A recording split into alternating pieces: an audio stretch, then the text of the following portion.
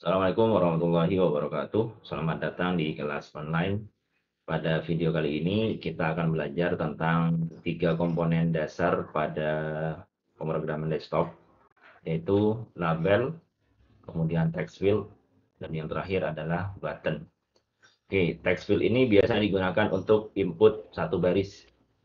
Kemudian kalau label ini biasanya memberi keterangan terhadap input. Jadi ini data apa gitu.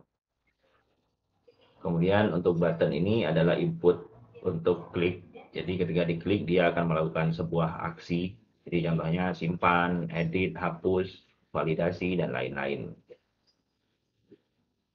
Oke, di sini sudah saya siapkan project. Jadi ini sebenarnya project yang dari materi sebelumnya. Cuma untuk komponennya saya hapus biar kita tambah dari awal. Oke, kita coba sekarang kita tambahkan text field-nya. Kemudian tombol. Jadi sambil silahkan disesuaikan lebarnya. Kemudian kita tambahkan label.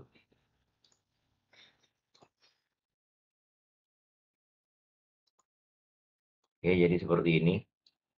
Kemudian untuk text field-nya ini kita hapus teksnya. Kita bisa pakai properties. Jadi pastikan kita klik dulu komponennya.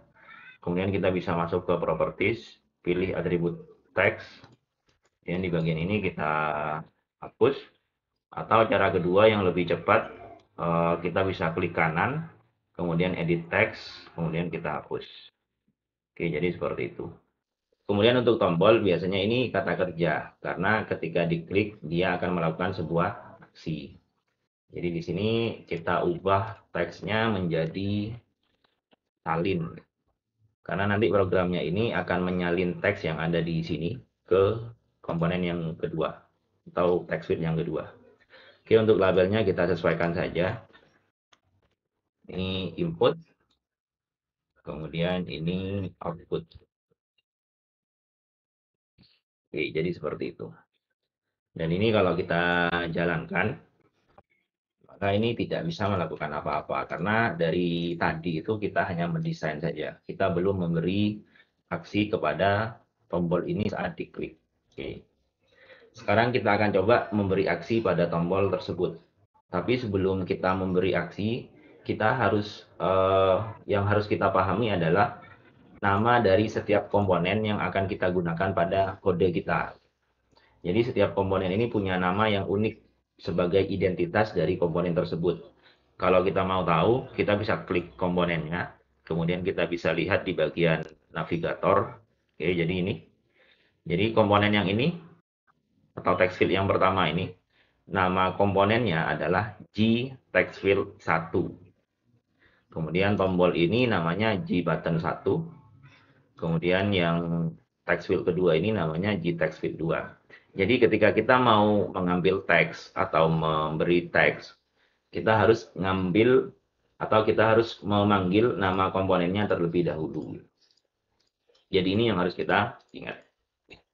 Oke, sekarang kita kembali ke topik. Jadi bagaimana cara memberi aksi pada sebuah tombol. Kita bisa klik tombolnya, kemudian klik kanan, event, action, dan action perform. Oke, jadi kita cari. Nah, ini kita pastikan ada sebuah fungsi yang diawali dengan nama tombolnya. Jadi kita kan tadi punya tombol ini, namanya adalah Gbutton 1. Jadi pastikan kita menulis kode di dalam fungsi ini. Jadi Gbutton 1 action perform. Oke, kita tulis di sini. Pertama yang harus kita lakukan adalah mengambil teks pada Gtext field 1. Caranya adalah Gtext field 1. Jadi untuk memudahkan silakan teman-teman pakai kontrol spasi. Jadi tulis 3 huruf awal, kemudian kontrol spasi, kemudian kita pilih yang kita mau. Contohnya Gtext field 1 ini. Dan yang perlu diperhatikan adalah Java itu case sensitive. Jadi huruf besar dan kecil itu dibedakan. Jadi di sini kita pakai J kecil, T-nya besar, F-nya besar. Kenapa? Karena memang nama Gtext field 1 seperti itu tulisannya. Jadi ini harus sesuai gitu.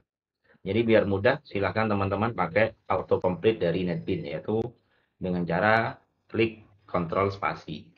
Kemudian untuk mengambil teksnya kita panggil fungsi get text. Oke, jadi seperti ini. Jadi ini adalah kode untuk memanggil atau mendapatkan teks dari text field. Kemudian jangan lupa kita simpan teks ini ke dalam sebuah variabel dengan tipe data string. Jadi seperti ini. Jadi saya buat variabel input tipe datanya string.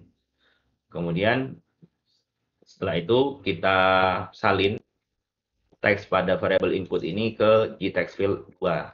Caranya adalah gTextField 2, kemudian set text, kemudian kita parameter di sini isi dengan variabel input. Oke, sekarang kita coba jalankan. Oke, jadi seperti ini.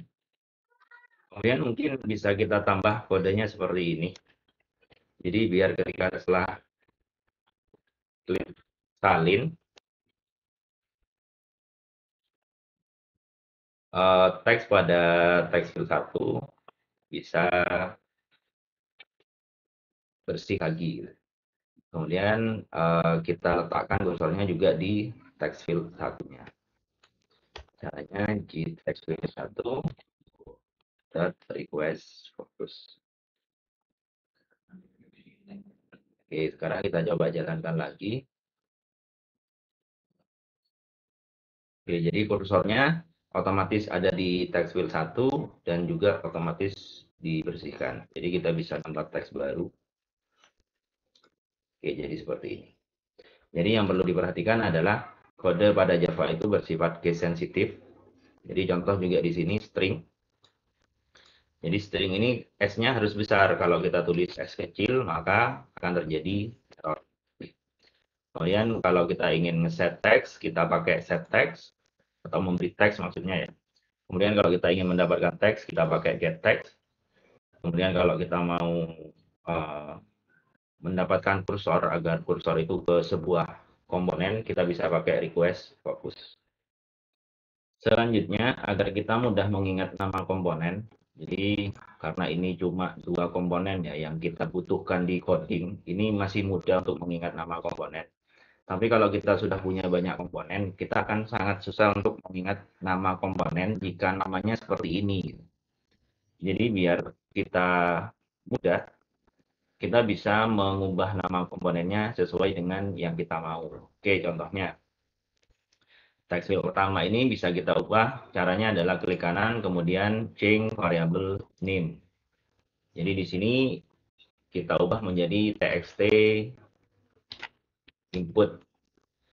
Jadi saya awali, biasanya untuk text field saya awali dengan txt untuk menandakan bahwa itu adalah text field. Kemudian ditambahkan dengan nama datanya, jadi txt input.